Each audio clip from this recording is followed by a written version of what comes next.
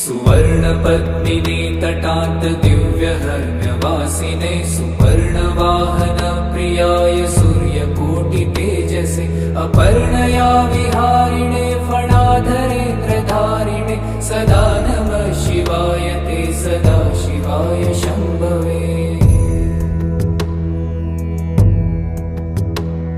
सतुङ्गभङ्गजन्नुजा सुधांशुखण्डमौलये पतङ्गपङ्कजासुहृत्कृपीठयोनिचक्षुषे भुजङ्गराजमण्डलाय पुण्यशालिबन्धवे सदा नमः शिवाय ते सदा शिवाय शम्भवे।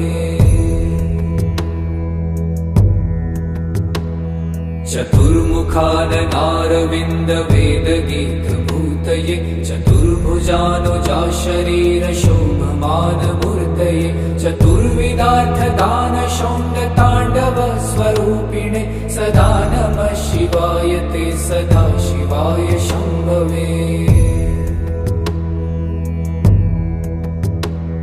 शरन्निशाकरप्रकाशमन्दहासमञ्जुला धरप्रवाळभासमानवक्त्रमण्डलश्रिये करस्फुरत्कपालमुक्तरक्तविष्णुपालिने सदा नमः शिवाय ते सदा शिवाय शम्भवे।